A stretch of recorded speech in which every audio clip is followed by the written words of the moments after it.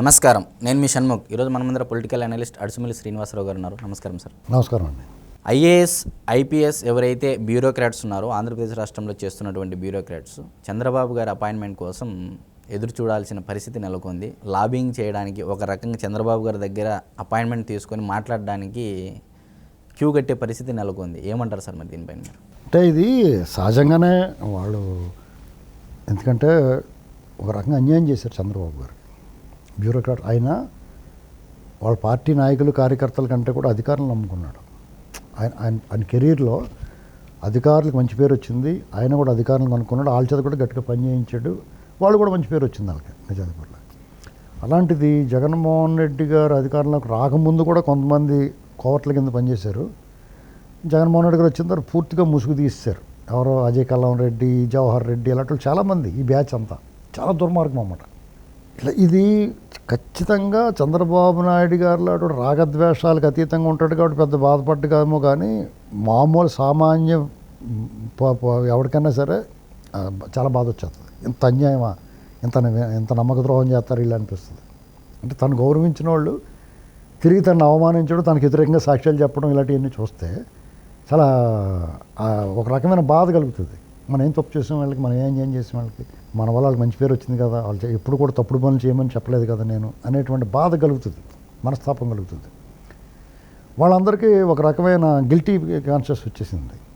ఇప్పుడు శాశ్వతం ఏంటండి? ఎవడన్నా జగన్మోహన్ రెడ్డి శాశ్వతమా? ఎవడు శాశ్వతం కదా. ఇప్పుడు టీడీపీ వచ్చింది 2014-19 ఓడిపోయింది, వీళ్ళు వచ్చారు, ఇప్పుడు వీళ్ళు పోతున్నారు. అది ఎవరు శాశ్వతంగా ఉంటారు కదా. ఆ శాశ్వతంగా దాని గురించి ఆ అధికారంలో ఆడెప్పుడు శాశ్వతం కాదన్నప్పుడు వీళ్ళు అడ్డగోలుగా ఇంత బరి తెగించి పనిచేయక్కర్లేదు. లేదా ఎదుర్కొండా అన్యాయం జరుగుతున్నప్పుడు నోరు మూసుకుని ఉండటం కూడా తప్పే. అంటే ఇది ప్రజలకు అన్యాయం జరగటమే కాదు, ప్రజాధనాన్ని లూటీ చేయటంలోనూ కానీ వీళ్ళందరూ సహకరించారు జగన్మోహన్ రెడ్డికి. ఇదంతా జరుగుతున్న నోరు మూసుకున్నారు. ఆఖరికి వాళ్ళ డిపార్ట్మెంట్లో ఏబి వెంకటేశ్వర గారు లాంటి అన్యాయం జరిగితే కూడా నోరు మూసుకున్నారు. మామూలుగా ఏదైనా జరిగితే లేఖలు రాసి మీటింగ్ పెట్టి మాట్లాడే అధికారుల సంఘం ఏబి వెంకటేశ్వర గారికి ఇంత అన్యాయం జరిగితే వీళ్ళు కనీసం ఒక మాట మాట్లాడలేదు. విపరీతమైన మద్దతు కూడా వచ్చింది సార్. ఆయనకి ప్రజల నుంచి మద్దతు వచ్చింది. అర్థమైందండి? అంటే ఈ సంఘం ఎందుకు ఏడవనాక ఒక ఐపీఎస్ అధికారిని ఒక ప్రభుత్వం కక్ష గట్టి ఆయన తప్పు లేకుండా వేధిస్తే 2 సార్లు సస్పెండ్ చేస్తే, సుప్రీంకోర్టు సస్పెన్షన్ ఎత్తేస్తే మళ్ళా సస్పెండ్ చేసి మళ్ళా క్యాట్ దాన్ని ఉపశమనం కలిగిస్తే దానికి మళ్ళీ పోస్టింగ్ ఇవ్వకుండా రిటైర్ అయ్యే ముందు ఇంత దుర్మార్గం అన్యాయం వ్యక్తిగతంగా తీసుకుని పర్సనల్గా ఒక అధికారిని 30 సంవత్సరాల సర్వీసులో నిబద్ధ నిజాయితీతో పనిచేయడం తప్పు కెరీర్లో మచ్చలేని వాడిని ఇలా చేస్తే మీ ఐపీఎస్ ఆఫీసర్లో 300 మంది దొంగలు ఉన్నారు. ఇప్పుడు ఖచ్చితంగా అని చెప్తాను నేను. ఎందుకంటే జగన్మోహన్ రెడ్డి పక్కన ఉన్నాడంటే దొంగడే. ఎందుకంటే దొంగల పక్కన దొంగడే ఉంటాడు. అలాంటిది ఒక కనీసం ఆఫీసును అలా చేస్తున్నట్టు మాట్లాడలేదంటే మీరు రేపొద్దున్న చంద్రబాబు కూడా వాళ్ళు అలౌ చేయకూడదు. అసలు నా సలహా కానీ నా ఉద్దేశం కానీ నేను చెప్పేది ఏంటంటే, సూచన కానీ ఇప్పుడున్న బ్యాచ్ అందరినీ కానీ దేశంలో ఎక్కడికో చోట పంపించాలి. ఇక్కడ ఉంచుకోకూడదు ఎవరిని. ఈ తప్పులు చేసినోడు అడ్డ బుక్లో గట్ట రాశారు. అంతేకాకుండా వీళ్ళకి తెలియకుండా కొన్ని అరాచకాలు జరుగుంటాయి. వాళ్ళందరి మీద క్రిమినల్ కేసులు పెట్టి వాళ్ళు సర్వీస్లో ఉండకూడదు, వాళ్ళు జైల్లో ఉండాలి. ఎవడన్నా పారిపోతే తెప్పించి జైల్లో పెట్టేయాలి ఈ అధికారులని, ఐఏఎస్లు ఐపీఎస్లని. ఇప్పుడు డిఎస్పీ ఒక అతను చైతన్య ఉన్నాడు, అతను ఉండి కాకి చొక్క ఉండకూడదు. ఇలాంటివి తీసుకోవాలి. ప్రజల నమ్మకం కలగాలంటే రేపు వద్దని వీళ్ళతో తేడా వస్తే తోలు తీస్తారన్న భయం లేకపోతే ఇప్పుడు తోక పిల్లి గుడ్డి తీస్తే అలాగేం చూపిస్తుంది, అలాగే ఉంటుంది.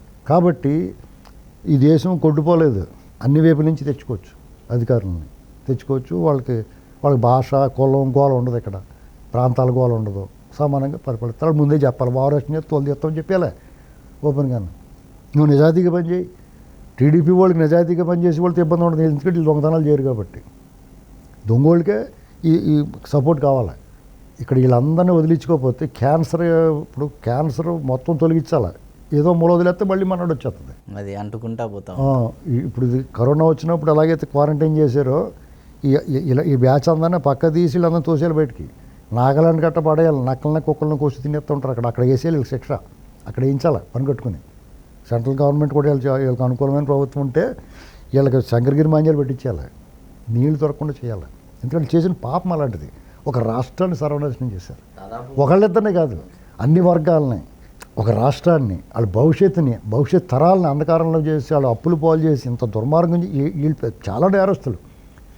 జగన్మోహన్ రెడ్డి హయాంలో అతనికి అనుకూలంగా పనిచేసిన అధికారులందరూ కూడా ప్రథమ నేరస్తులు.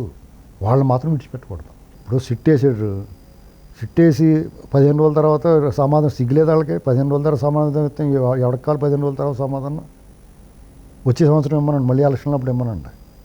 ఏంటంటే ఇది అసలు ఈ వ్యవస్థలు ఎలా తయారైనాయి?